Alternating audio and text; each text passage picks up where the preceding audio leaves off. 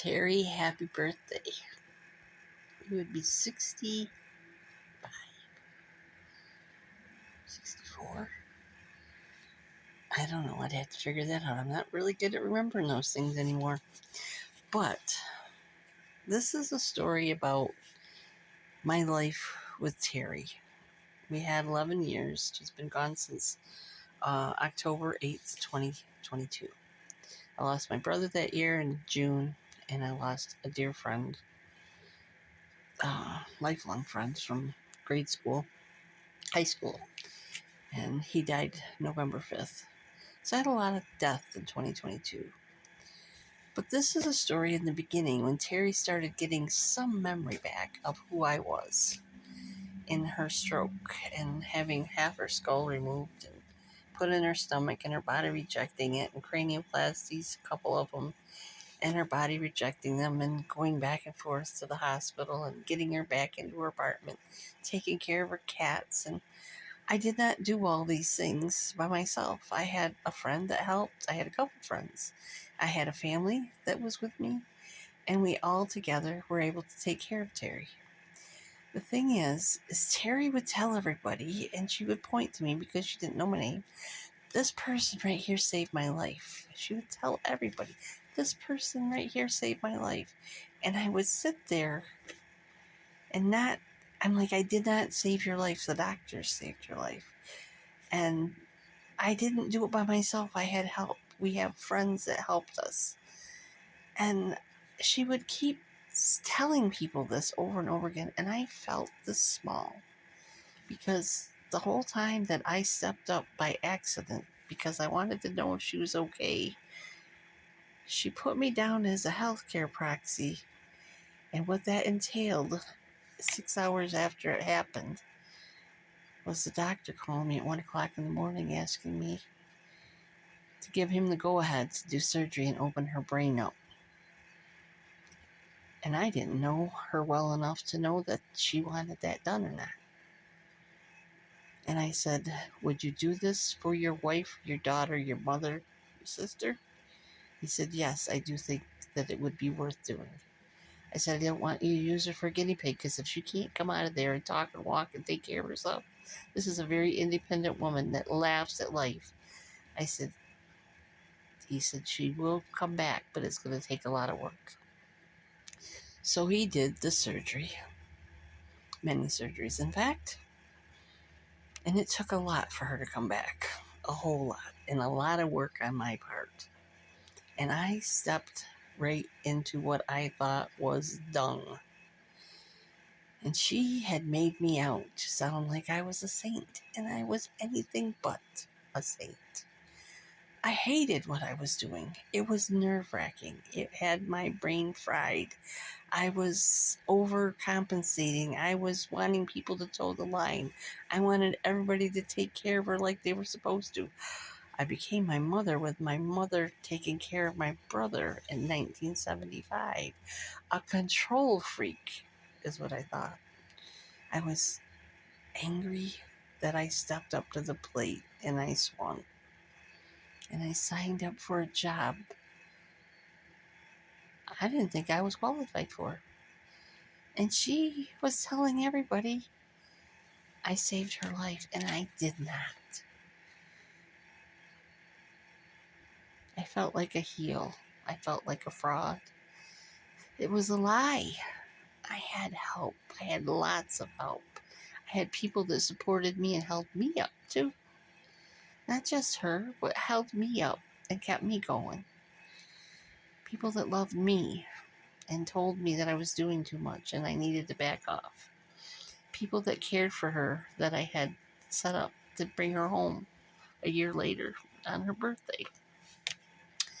And she went into a nursing home, and that was awful. And then 6 months later, she was able to get back into her apartment. And I was able to keep her apartment for her, keep everything on. I don't know how I did it, but I managed it. Not alone, but it was done. And we were able to move her in. And then we found out she couldn't do the stairs. And she was going to try because that's her demeanor. And that's what made her survive 11 years from that. and do so well because she's a fighter. She was a Brooklyn girl, after all. She was a cab dispatcher. Yeah, that's quite a job in New York City, I would say. She was my teacher of who I was before her stroke. She gave me insight to I could do anything. And then she fell, and the anything was to bring her back to center.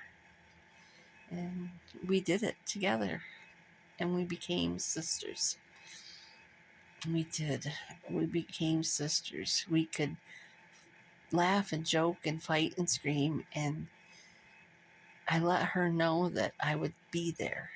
I would be there for the long haul. Even if I was upset and hurt and angry, I would still be there. And that wasn't an easy thing for this old girl. Because usually when I got shit on, I walked. Pretty easy, right? Not with somebody that's an adult and is like a 2-year-old at the time. You really can't walk away from that. How can you? Especially if you signed up for the shit. Well, long story short, she realized that I was no saint. I was just human. And she told everybody it changed. She knew my name, but it was our other friend's name. And my other friend was called my name. And as long as she got us two mixed up and just us two, she was on top of her game. But when she didn't know me one day in the grocery store, she didn't know who I was. I knew something was wrong. I knew she needed an MRI. I knew that something was going on in her head. And it was less than a week and a half to 2 weeks later that I was trying to fight to get an MRI done, that she landed in the hospital with her blood pressure all wonka. She was supposed to come home. And in less than a week, she was dead. She was it was awful. I cut my vacation short. I was 7 hours away from home, and I came back. And I had also been around someone that had COVID, so I couldn't go to the hospital. It was right in the middle of everything. And life was shit. It was really shit. But we got through to the other side. She didn't. She left. She had to go. That was hard. Today's her birthday. And I miss her. And I love that she called me her pain in the ass. And not make me out to be this hero that saved her life. Because if I was her, I'd be mad at somebody like me for saving my life to go through what she had to go through. Because she went through hell. We all did with her. But she did all the work. And we just picked up the slack. And I was humbled. And I learned some things. And I learned to be a better person with humility. And humiliation. Just saying. And nobody's in control, in case you're wondering. Not a damn one of us is in control of anything. Just saying. So love when you get a chance. And smile. Be happy. And cry when you're happy. It's okay if you cry.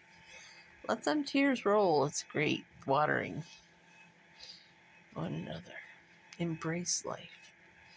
Because it's short. It really is. That's all I got to say. I just wanted to stop in and say this old pain in the ass wanted to wish her best friend, Terri, happy birthday. Just saying.